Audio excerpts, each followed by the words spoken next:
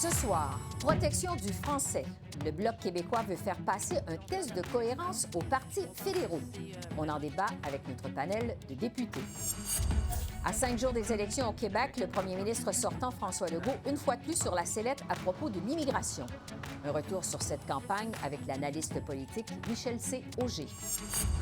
Et les enjeux autochtones, les grands oubliés de cette élection, le point avec la journaliste Catherine Lafrance. Bonsoir, Mesdames, Messieurs. Le Bloc québécois a échoué aujourd'hui aux communes dans sa tentative de mieux protéger la langue française. Avec le projet de loi C-238, les bloquistes proposaient d'agir sur deux fronts, soit la connaissance suffisante du français pour les personnes vivant au Québec et l'obtention de la souveraineté, et l'obligation pour les entreprises fédérales qui œuvrent sur le territoire québécois d'appliquer la Charte de la langue française. Avec cette deuxième tentative en quelques mois, le Bloc disait vouloir faire passer un test de cohérence aux partis fédéraux. Elle a donc été rejetée, faute de l'appui des libéraux et des conservateurs. Yeas pour 56, 56. Nays contre 267, 267. Je déclare la motion rejetée. Et maintenant, pour débattre du résultat de ce vote, je retrouve notre panel de députés. Pour les libéraux, Marc Serré, pour les conservateurs, Joël Godin, pour le Bloc québécois, Mario Beaulieu et pour le NPD, Alexandre Boulris. Bonsoir à vous quatre. Merci d'être avec nous. Bonsoir, Mme Bégin. Bonsoir, Mme Bégin. Mario Beaulieu, je commence avec vous parce que, bon, votre projet de loi au Bloc, ça vise, entre autres, à assujettir les entreprises de juridiction fédérale qui œuvrent au Québec à la Charte de la langue française. Rappelez-nous pourquoi c'est si important, ça, pour vous, pour le Bloc québécois. Bien, c'est important parce que franciser, faire du français la langue commune des milieux de travail, c'est essentiel pour contrer le déclin du français. Ça ne réglera pas tout, mais ça fait plusieurs fois que le Bloc revient à la charge avec ça. Et dans ce projet de loi, il y avait aussi l'exigence d'une connaissance suffisante du français pour avoir la citoyenneté. On sait qu'en ce moment, on exige la connaissance de l'anglais ou du français, ce qui fait qu'au Québec, des nouveaux arrivants peuvent obtenir leur citoyenneté sans connaître le français. Nous autres, on pense que c'est leur donner des outils pour participer à la société québécoise. Et malheureusement, dans le cas de la langue de travail, on va revenir à la charge dans le débat sur la loi C-13, mais dans le cas de la partie sur la citoyenneté, on ne pourra pas y revenir. Fait que là, on a vu une union conservateur-libéral sur cet enjeu-là. Oui. Alors, j'espère que ça ne préfigure pas des prochaines positions du Parti conservateur de M. Poilievre, parce que le premier geste, c'est un recul. Merci. Marc Serré des libéraux, on vient d'entendre Mario Beaulieu parler de C-13 parce qu'on sait que dans la foulée de cette réforme de la loi sur les langues officielles, votre gouvernement a reconnu que le français est particulièrement menacé au pays par rapport à l'anglais, que le français mérite une protection particulière. Alors, pourquoi vous avez voté contre ce projet de loi du Bloc? Comme vous avez dit, évidemment, il y a un recul du français au Québec, il y a un recul du français partout au Canada. Je viens du nord de l'Ontario, alors le comté de Sudbury. Alors, je suis très, très au courant du déclin du français.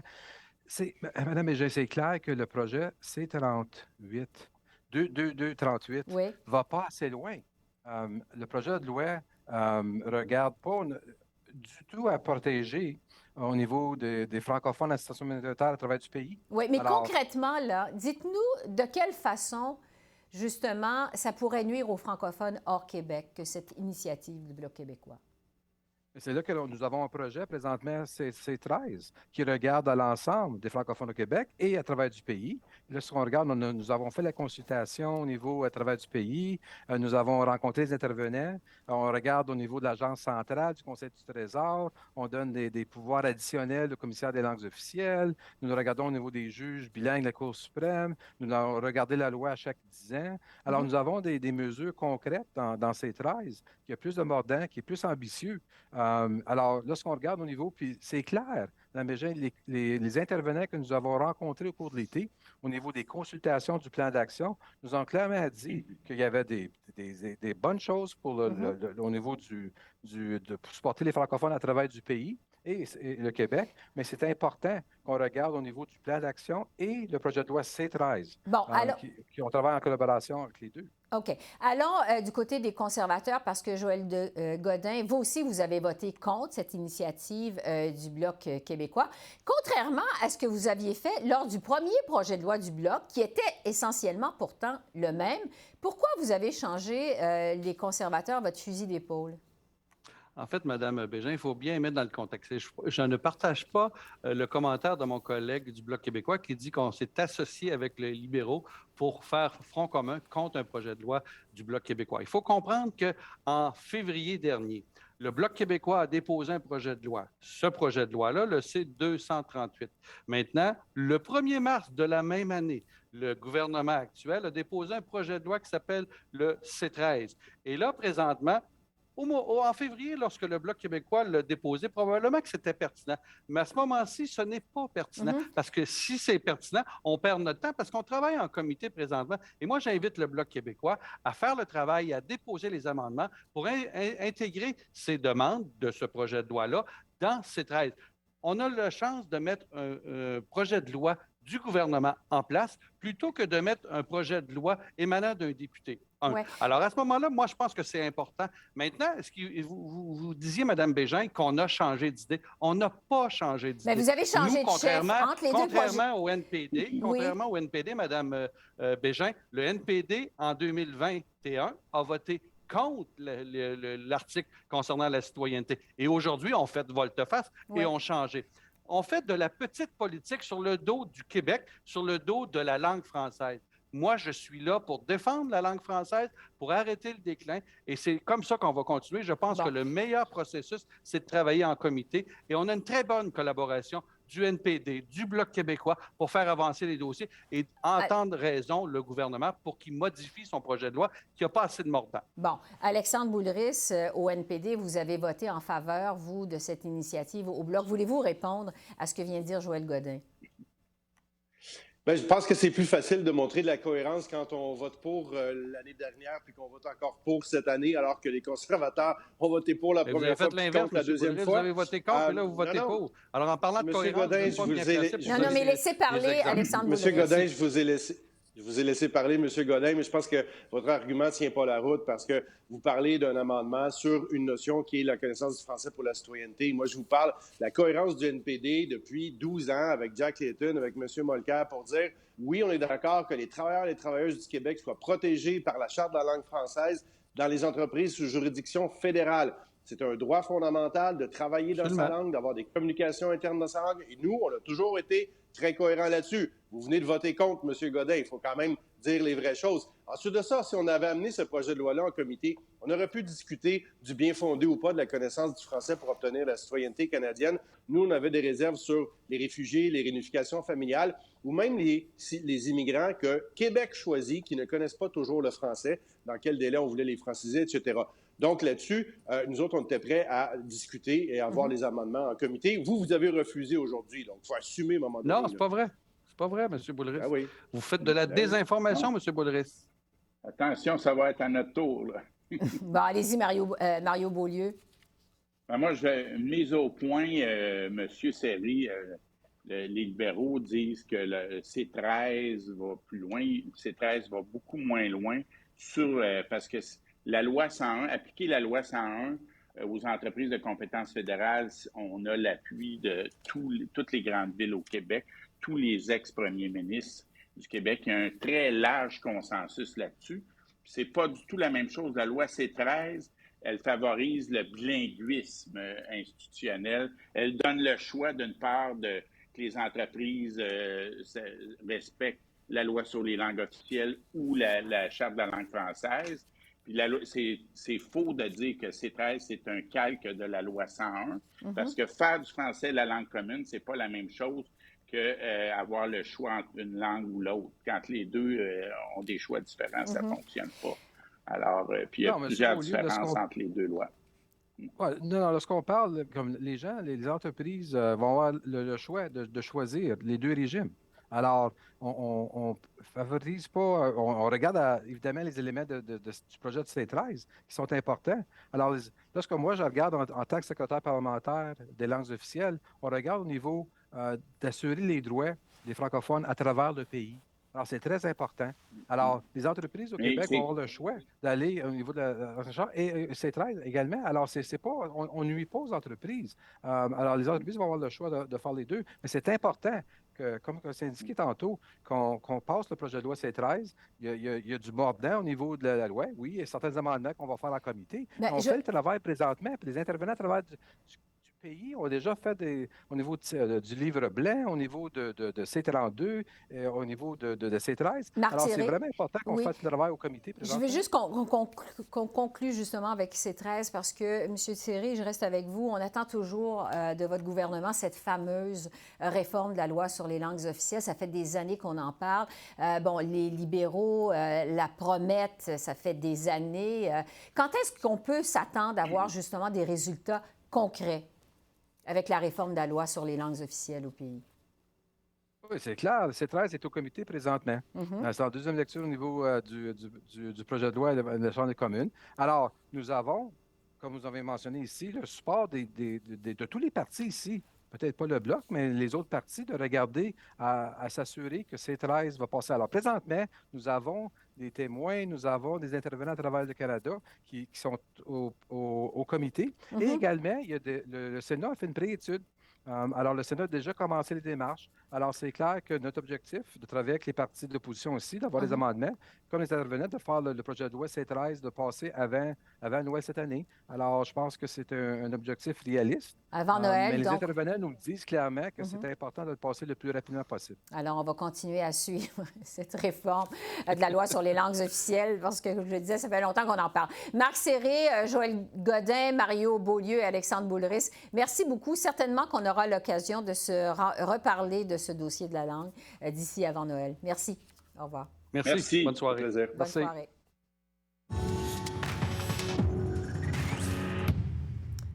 À 5 jours de l'élection au Québec, l'enjeu de l'immigration plonge encore une fois la coalition Avenir Québec dans l'embarras. Le premier ministre sortant, François Legault, s'est retrouvé sur la sellette après que son ancien ministre de l'Immigration et candidat Jean Boulet ait affirmé que 80 des nouveaux arrivants en sol québécois s'installent à Montréal, ne travaillent pas, ne parlent pas français ou n'adhèrent pas aux valeurs québécoises.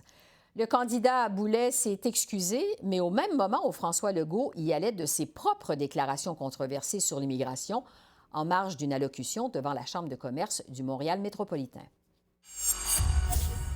Écoutez, c'est une expression au Québec là, de dire si on augmentait le nombre d'immigrants alors que le français est en déclin, bien, ça serait un peu suicidaire pour le français. Donc, moi, je pense que tout le monde comprend ce que ça veut dire. C'est qu'il faut l'arrêter de déclin. C'est sûrement pas en augmentant le nombre d'immigrants qu'on va arrêter le déclin du français. Ça serait un peu suicidaire. Vous ne convenez pas que dans un débat qui est aussi délicat et sensible, le choix des mots est important? Est-ce que vous montrez l'exemple en utilisant des mots comme suicidaire? Bien, écoutez, je pense que les gens qui étaient dans la salle ont compris. C'est des gens pourtant qui ont des enjeux de main-d'œuvre. Il y en a certains qui voudraient qu'on augmente l'immigration, mais moi, je leur ai expliqué que ça serait un peu suicidaire pour le français d'augmenter le nombre d'immigrants. Pour votre respect, vous avez dit que ce serait suicidaire pour la nation québécoise. Bien, ça serait un peu suicidaire pour la nation québécoise qui parle français d'augmenter le nombre d'immigrants. Alors tout ça, ça survient alors que la campagne électorale est dans son dernier droit au Québec. Pour discuter de cette campagne, je retrouve l'analyste politique Michel C. Auger. Bonsoir Michel. Bonsoir Esther. On va parler d'abord de ces deux déclarations sur l'immigration, celle du ministre sortant de l'Immigration et celle de François Legault lui-même. Bon, M. Legault affirme que Jean Boulet s'est disqualifié comme ministre de l'Immigration dans son éventuel cabinet caquiste. Mais quand même, est-ce que cette nouvelle controverse, ça pourrait faire mal à la coalition Avenir Québec en fin de course comme ça? Les propos de M. Boulet sont totalement inacceptables et surtout, il est le ministre de l'Éducation. Il est supposé quand même savoir quelle est la situation de l'immigration au Québec. Et quand il dit 80 des immigrants s'en vont à Montréal, ils ne parlent pas français, ils ne travaillent pas, le taux de chômage est plus bas chez les immigrants à Montréal que chez la population en général. Selon Statistique Canada, il y a quelque chose comme 80 qui savent parler français. Écoutez, ou il fait appel à des vieux préjugés, ou il ne connaît pas ce qui se passe dans son ministère, mais dans les deux cas, il est inapte à être ministre de l'Immigration lors du prochain gouvernement, ça c'est évident. Oui, on verra évidemment les effets de ça parce que sur la campagne de façon générale de M. Legault, plusieurs observateurs jugent que la CAQ a mené une campagne divisive au cours de cette élection. Qu'est-ce que vous en pensez de votre côté? M. Legault a dit depuis le début que 50 000 immigrants au Québec par année, c'était le maximum. Il a dit aujourd'hui devant la Chambre de commerce, ça serait suicidaire pour la nation québécoise d'en prendre plus. À la fin, le problème de ça, c'est que ça dit il n'y a pas de débat possible. Si c'est suicidaire, on ne le fera pas. Hein? Alors, c'est ça qui est un peu embêtant dans la façon dont le gouvernement a utilisé cette question-là. Ça a été toujours pour dire on est les seuls à avoir raison et il ne peut pas y avoir de débat sur cette question-là. Alors que, il y a plein de gens, puis les gens bien intentionnés, la Chambre de commerce de Montréal, il y en a d'autres qui disent non, il faut augmenter les seuils d'immigration à cause de la pénurie de main-d'œuvre. Ça se défend, mais au moins qu'on fasse le débat, pas qu'on dise moi j'ai raison, puis je veux plus de débat après ça. Oui. Sur la campagne des libéraux maintenant, Michel, la chef Dominique Anglade a connu, on le sait, une campagne plutôt difficile. D'ailleurs, ça se reflète dans les sondages. Mais la chef, Mme Anglade, continue de dire que son parti pourrait se surprendre le 3 octobre. Jusqu'à quel point la situation est critique pour le Parti libéral au Québec? C'est une situation critique parce que le Parti libéral a toujours été, depuis la Confédération, soit l'opposition officielle, soit le gouvernement. Là, il y a une possibilité, pas une probabilité, mais une possibilité qu'il ne soit pas l'opposition officielle, mais surtout, ils sont menacés d'à peu près disparaître dans le Québec francophone, ce serait vraiment une tragédie pour le Parti libéral du Québec. Mais on dirait que malgré des efforts constants et vaillants de Mme Anglade, elle n'a pas réussi à s'inscrire dans ce débat électoral-là. Les choses qu'elle a proposées sont peut-être bien intéressantes dans 30 ans, comme l'hydrogène vert, mais demain matin, ce n'est pas très incarné dans le quotidien des gens. Et donc, elle n'a pas vraiment proposé de choses dans lesquelles l'électeur moyen pouvait se reconnaître et dire « Ah, ça m'intéresse, ça, je voudrais avoir ça ». Alors, ça a été vraiment le problème de Mme Anglade durant cette élection-là, une plateforme très éloignée des préoccupations des électeurs. Est-ce qu'on peut dire que c'est l'élection de la dernière chance, vous pensez, pour elle? Écoutez, l'élection pour elle la plus importante, c'est celle dans Saint-Henri-Sainte-Anne, sa propre circonscription. Si elle ne devait pas gagner sa propre circonscription, ce serait assez difficile pour elle de se maintenir. Et c'est une lutte très serrée, semble-t-il, et une lutte à 3 dans ce parti-là. Donc, il faudra voir comment ça va se passer. Oui, parce qu'on sait que la situation est difficile pour les libéraux, même sur l'île de Montréal, incluant l'île. Bon, Québec solidaire maintenant. Les attaques de la CAQ contre les troupes de Gabriel Nadeau-Dubois se multiplient. On pense notamment à la fameuse taxe orange. Pourquoi cette stratégie, selon vous?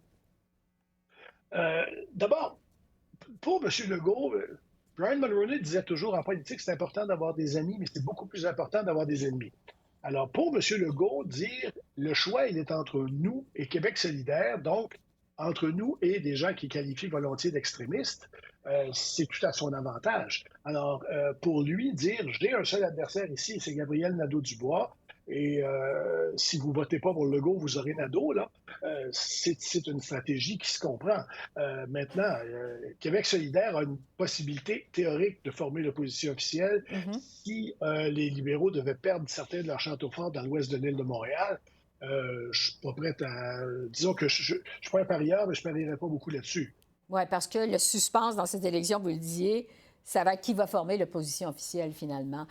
Michel... Et encore là, il n'y a pas tant de suspense que ça, parce qu'à la fin, tous les partis d'opposition auront un nombre très limité de sièges à l'Assemblée nationale. Les libéraux, à cause de leur avance dans la communauté anglophone de Montréal, vont en avoir probablement plus que les autres, quand même. Un mot sur le Parti québécois. Au départ, les attentes étaient, disons, très basses envers le PQ et son chef, Paul Saint-Pierre Plamondon, qui était peu connu au départ de cette campagne. Finalement, M. Saint-Pierre Plamondon mène une assez bonne campagne. Est-ce que le PQ est en train de sauver les meubles? Ça dépend de votre définition de sauver les meubles. Là, il s'enligne pour 2, peut-être 3 comtés. Est-ce que c'est sauver les meubles? ça reste que ce qui a été un grand parti ne sera pas un parti reconnu à l'Assemblée nationale. Mais M. Saint-Pierre Plamondon a fait un succès d'estime. Il a aussi été l'incarnation de la nouvelle façon de faire de la politique. On ne critique pas les adversaires, on s'explique, on donne notre position et on dit voici pourquoi c'est la bonne position. Pas d'attaque personnelle, juste dire voici où nous, au Parti québécois, on croit qu'on doit s'en aller. Les gens ont beaucoup apprécié. M. Saint-Pierre Plamondon, qui n'était pas très connu au début de la campagne, maintenant est quelqu'un d'assez connu et tant mieux pour lui, quelqu'un de très apprécié. Alors donc, c'est un succès d'estime. Est-ce que ça se traduit en siège? Ça, c'est une autre histoire. À suivre. La grande inconnue, Michel, dans cette élection, c'est évidemment la performance du Parti conservateur du Québec. Les troupes d'Éric Duhaime tentent de percer, surtout dans la grande région de Québec. Qu'est-ce qu'on peut prévoir pour le Parti conservateur au Québec? C'est la boîte à surprise de l'élection. Dans la région de Québec, ils font un score qui était évalué dans les sondages à autour de 20, peut-être 25 des voix. Est-ce que ça donne des comtés? Dans notre système électoral, ça pourrait vouloir dire aucun comté puis un score raisonnable de 15 au national, 25 dans la région de Québec, mais il n'y a pas de prix pour la deuxième place dans le système uninominal à un tour. Donc, M. Duhaime pourrait se retrouver avec un grand nombre de deuxième places et aucun député. Ou encore, il va gagner dans son propre comté de Chauveau. Ce n'est pas impossible, oui. Sur les enjeux de cette campagne, Michel, évidemment, on a parlé d'immigration, de pénurie de main-d'œuvre, d'inflation. Ça va être quoi la question de l'urne lundi pour les électeurs québécois? La question de l'urne a toujours été est-ce qu'on réélit la CAQ ou pas?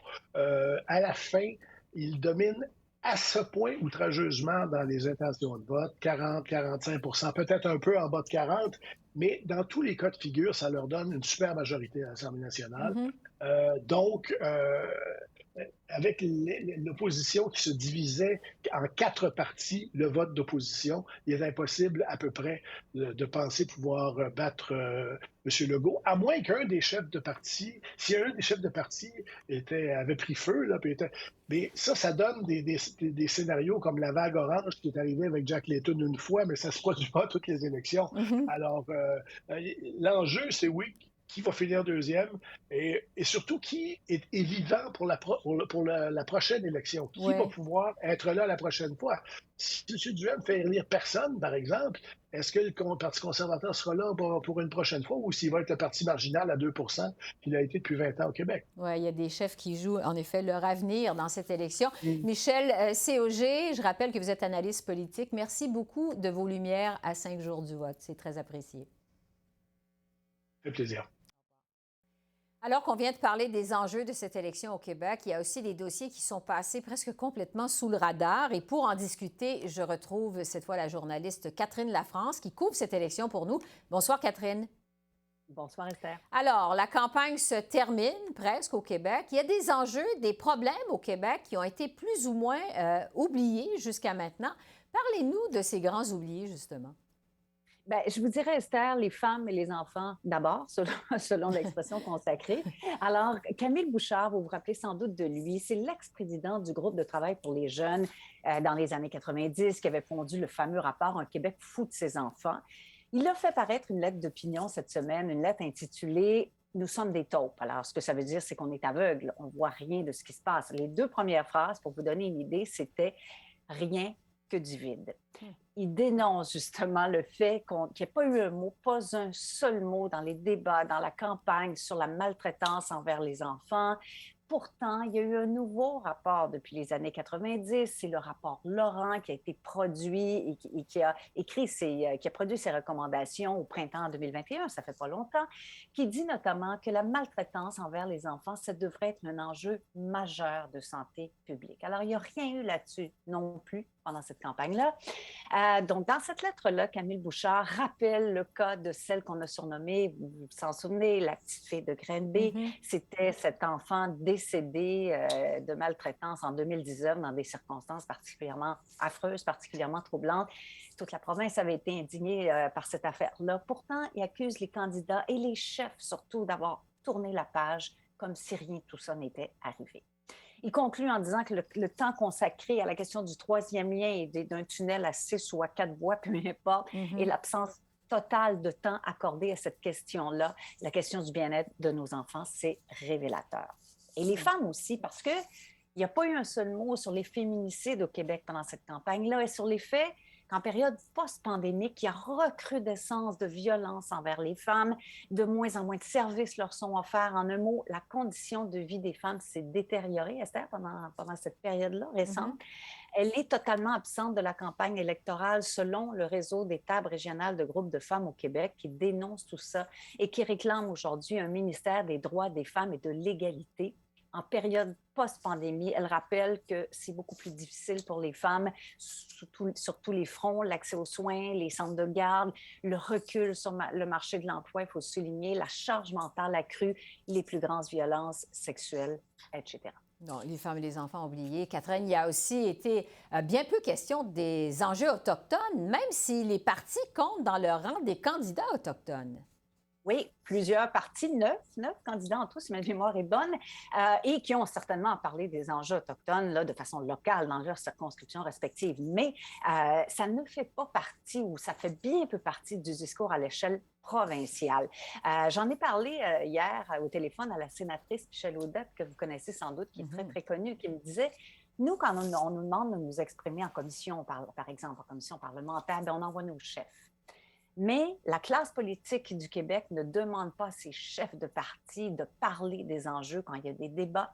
Alors, elle dit toujours, ça me fait toujours un petit pincement au cœur quand je vois ça. On n'en parle ni dans la campagne de façon générale, ni dans les débats. Et comme elle dit, même pas dans tout l'entourage des débats. Rappelez-vous, au dernier débat à Radio-Canada, il y avait des vox pop, là, des petites entrevues avec des gens dans la rue. Mais elle rappelle qu'il n'y avait aucun Autochtone, que personne parlait de ces questions-là. Ce qu'elle souhaite, c'est pas seulement qu'on parle de ces questions particulières aux Autochtones et aux Inuits, mais qu'on intègre les Autochtones dans le discours, dans toutes les questions. Elle dit, on ne vit pas en silo, on vit dans la société. Alors, pourquoi on ne nous demande pas, nous, comment on veut intégrer les immigrants, par exemple? Pourquoi on ne nous demande pas de parler d'environnement? Ça nous touche directement. Et si vous voulez, là, je vous laisse...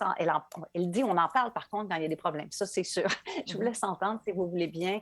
François Legault, chef de la coalition Avenir Québec, lors d'un des débats sur le fameux dossier Joyce Echaquan, cet Autochtone décédé dans un hôpital en 2020, alors qu'on lui proférait des insultes racistes. Ça avait, encore une fois, cette affaire bouleversé tout le monde. Oui. Un événement survenu il y a précisément 2 ans. Je suis assez d'accord pour dire que plutôt que de s'obstiner sur le mot racisme systémique, convenons tous qu'il y a du racisme au Québec, puis il faut le combattre. Puis il faut avoir un plan, puis on a investi 200 millions. Puis prenons l'exemple de l'hôpital de Joliette, là, où on a eu le drame qu'on connaît. Bien, allez à l'hôpital de Joliette aujourd'hui, vous allez voir, d'abord, tous les employés ont reçu une formation.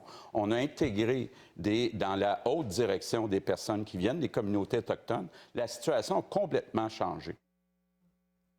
Alors, je vous rappelle, Esther, qu'à la suite de ce débat, M. Legault avait dû présenter ses excuses publiques parce qu'il avait dit que la situation est réglée, il n'y a plus de problème. Or, la famille de Joyce Echaquan avait fait savoir que rien n'était réglé. Oui, donc les enjeux autochtones, les femmes, les enfants, les grands oubliés de cette campagne électorale au Québec. Merci beaucoup, Catherine. Merci. Je vous en prie. Au revoir.